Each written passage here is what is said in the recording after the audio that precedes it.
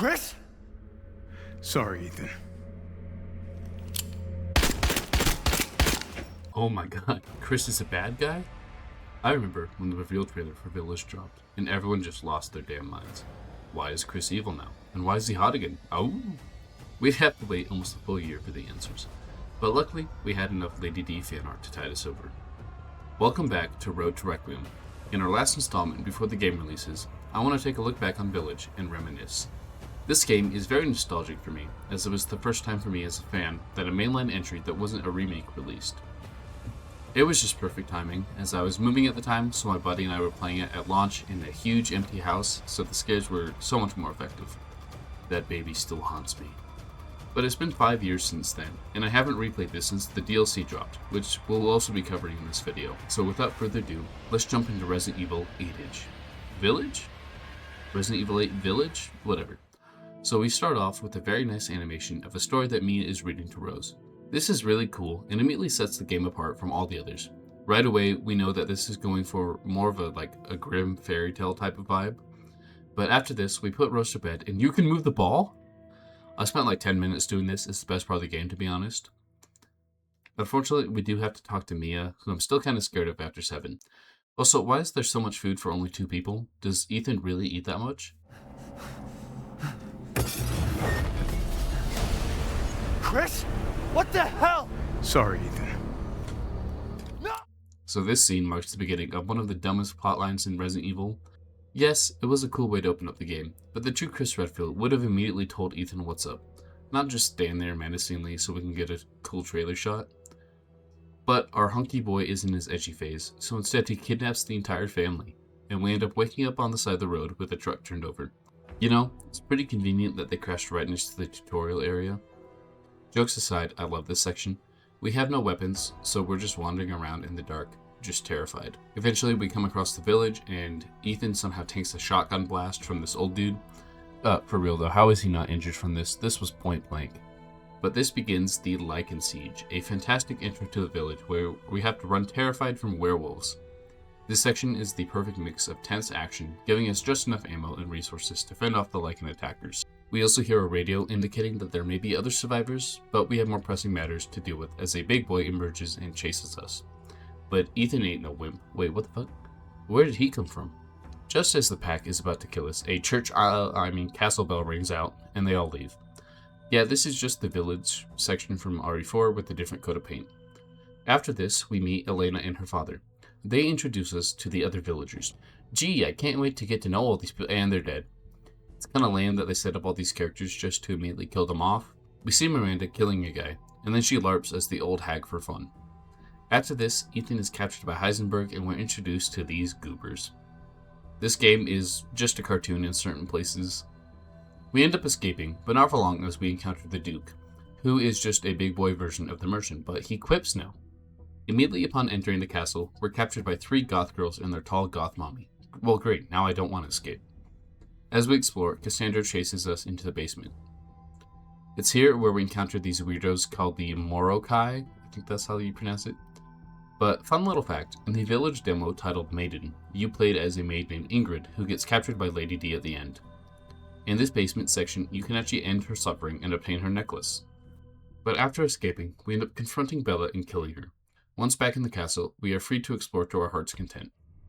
I love this section. The amount of mysteries that you can find and backtracking just scratches my Resi itch. So we fight Lady D, reattach her hand, play with some balls, and do some light sniping. We also killed her last 2 daughters, which is actually pretty sad. Through some letters, you can learn that these girls were originally maids taken from the village. Lady D experimented on a lot of girls, but Bella, Cassandra, and Daniela were the only successful ones. The rejects are the enemies that we've been fighting. The 3 girls lost their memories of their life before becoming Lady D's daughters and are essentially brainwashed. But we have our own daughter to save, so we confront Lady D, who turns into a dragon. It's kind of metal fighting a dragon on top of a castle, but it's weird that it's in a Resi game. We pick up a flask and encounter the old hag again, who shows us the Umbrella logo. Ethan somehow doesn't recognize it. Like, bro, they picked you up in 7, and Chris uses their supplies later in the game. You 100% know what it is. Duke lets us know that Rose is in the flask we got, and we go back to the village to find some answers. I love the village section. After each boss, more parts of it open up and we can explore it to find more things. We end up obtaining the expanded winged key, and it's off to kill the other lords. House Beneviento still creeps me out even after multiple playthroughs. It's pure psychological horror, even removing your guns entirely. Ethan has to solve an escape room puzzle, only to be blocked by the bane of my existence.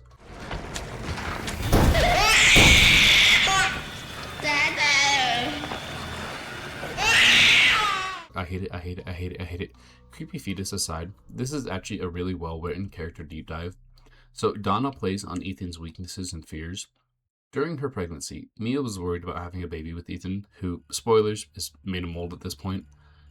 So Ethan, oblivious to this, manifests this distress internally as her either miscarrying or, getting rid of the child. So Donna uses this image to mess with him, but Ethan does manage to escape. We play hide and seek for a bit before killing Angie and Donna, and I left and I immediately got into a knife fight with this mini boss, but we end up exploring it before making our way to Moreau. And man, my boy is living the life. He has a TV and a big bowl of cheese. What more do you need?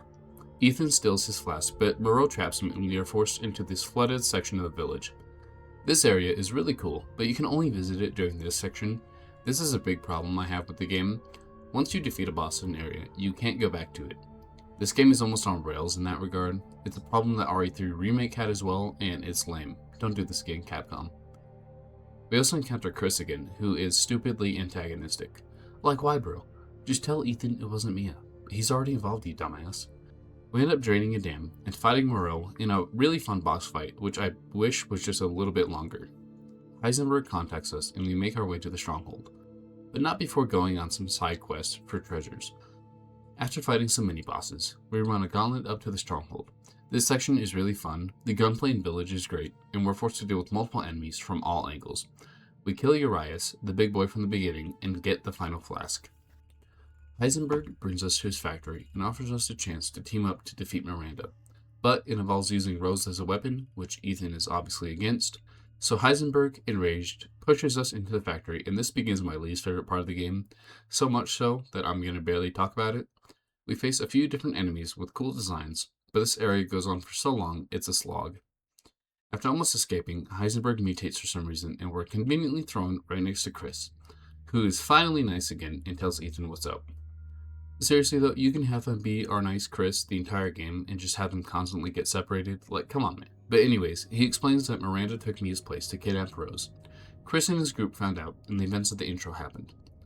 And after explaining, Chris reveals that Miranda has all the flasks and is attempting a ritual with Rose. Chris stays behind to blow up the factory, while we board a tank in order to fight Heisenberg. What? Yeah, baby.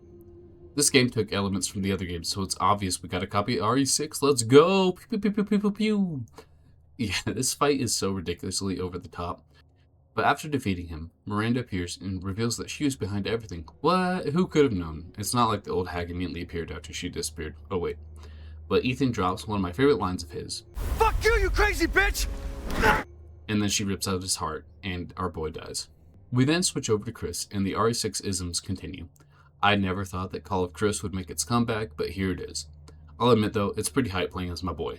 He is a powerhouse, and they don't shy away from showing that. Also, it's absolutely insane here that one of the Wolf Squad tells Chris that he should have told Ethan the plan. Again, why the fuck didn't he? The didn't want him involved excuse is so weak and really doesn't work. But anyways, we enter the Miranda's lab and find a letter from Oswald E. Spencer that mentions the progenitor virus and says that he studied under Miranda. Kind of a weak attempt to connect the mold back into the main series, but it's alright I guess. We also learn her backstory. Years ago, Miranda lost her child Eva during the Spanish flu outbreak. Distressed, she entered a cave with the intention to end her life, but she discovered the Black God instead. She used the mold to become a deity in the village, while also using it to experiment on others in an attempt to bring Eva back, resulting in the creations all over the village. Over time, Mia's group, the Connections, aided Miranda. They created Evelyn in an attempt to bring Eva back, but it obviously failed and resulted in the events of RE7. Eventually, they would tip off Miranda about Ethan and Mia's new child, so she took Mia's place to kidnap Rose. After reading about all this, we also find the real Mia, who tells Chris that Ethan is special. Ethan wakes up and has a vision where Evelyn reveals the truth. Jack killed him back in RE7, and he's been moldy ever since. She also references his enhanced healing, which is a nice touch. Ethan, being the goat that he is, comes back to life without a heart, all to save his daughter. My man.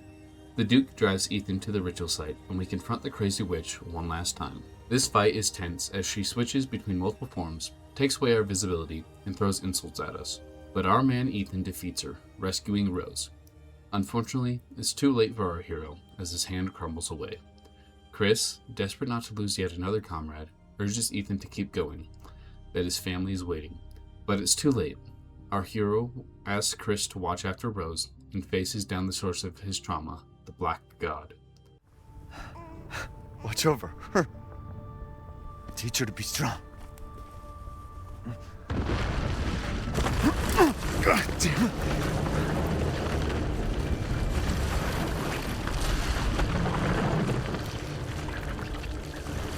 Goodbye, Rosemary.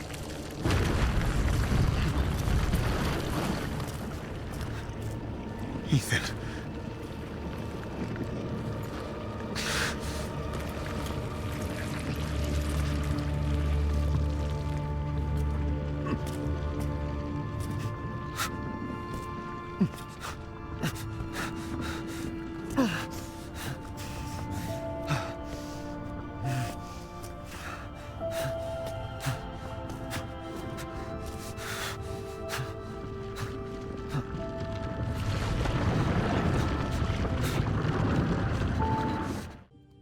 In a tearful send-off, Chris and Mia can do nothing but watch as Ethan blows up the village, finally ending his nightmare.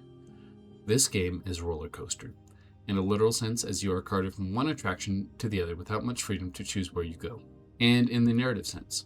One moment you're watching a man have an emotional reaction to seeing his family in peril, and the next a giant human/machine man is referencing a meme from RE5. It's clear that Capcom wanted Village to be many things. They wanted an emotional send-off to Ethan, while also wanting a celebration of the Resi franchise up until that point. Resident Evil 8 released during Resi's 25th anniversary year, so it makes sense that they wanted to pay homage to everything that came before. But doing that kind of makes Village a retread of the other games. Sure, it has its own identity and vibe, but so many times during my playthrough, I was like, oh hey, that's from RE1. Oh hey, that's from RE4, etc. I always wonder what would have happened if they did things differently, but we will never know. We ain't finished, however. Over a year later, in 2022, Shadows of Rose dropped. I remember playing this DLC on launch and not liking it. So now, after replaying it, I still don't like it, but it does have some redeeming qualities. I'll breeze through it real quick. Rose is now 16 and has grown up being observed by the government. The other kids call her a freak due to her mole powers, so she wants to get rid of them. With the aid of one of the Wolf Squad, she connects to a piece of the Black God and enters this weird mind palace thing called the Realm of Consciousness. She finds clones of herself, who are being killed by creatures controlled by a masked version of the Duke. This is actually a cool concept that was cut from the main game, where the Duke would have been a secret lord. She explores an alternate version of Lady D's castle, collecting 3 masks that allow her to obtain a purifying crystal. This crystal will allow her to erase her powers altogether. She also realizes that her powers can stop enemies and open certain passages, kinda teetering on the edge of magic, Capcom. While running from the Duke, a guardian angel type character named Michael guides her on her journey. Eventually she realizes that the crystal is fake and it ends up in a version of the Beneviento home. And this is really where the DLC jumps the shark. After some puzzles, we enter this weird realm where Rose is tiny and being chased by dolls and mannequins that act like the weeping angels from Doctor Who. Huh? You're telling me that this is a Resident Evil game? Like, come on. Also, tell me these don't sound like the Chipettes from Alvin and the Chipmunks. Like, come on. Why? Because she's a freak. Hey! She has those crazy powers. With the aid of Michael, Rose manages to escape and finds herself in the Winter's home. Not gonna lie, I immediately went to go see if the ball was still there, but it wasn't. Worst DLC ever. But after exploring, Rose finds a letter that Ethan wrote her, and I'm not gonna lie, this got me a little emotional. Happy half-birthday, Rose. My gift to you is a promise. I'll always be there for you, no matter what. I'll be there every birthday to watch you blow out the candles on your cake. I'll be there to make you breakfast and walk you to school every day. I'll be there when you have a bad dream and sing to you until you fall back asleep. I'll hug you tight when you're troubled or worried. and tell you that everything's gonna be alright. You are my precious Rose. Never forget that, Dad. Unfortunately, this is cut short as Evelyn appears, revealing that she was the cause of the hallucinations. This is actually really cool, and I like her inclusion here. And I almost feel bad for her as she pouts about not being noticed by Miranda, unlike Rose. She tries to attack Rose, but Michael stops her, revealing that he was Ethan all along. Oh my god, who would have guessed? Literally everyone, it's so obvious. Rose wakes up in the village and goes to confront Miranda. Capcom, what is this? This isn't a Resident Evil game? Like, come on. She gets the purifying crystal and finally becomes normal, but Miranda shows up in monologues. We finally see Ethan as he confronts Miranda. Oh my god, we're gonna see his face, right? And no. We run and he tells Rose to escape, and oh my god, it's happening, and no. Rose smashes the crystal, regaining her powers to save Ethan and take down Miranda in some fantasy type of boss fight. She defeats her and finally gets to talk with her father face to face. And finally, as father and daughter share one last reunion, we get to see the face of the man we spent 2 games playing. Oh, come on. This is some bullshit. It ruins what could have been an emotional moment for us as the player by Capcom just being cheeky little shits.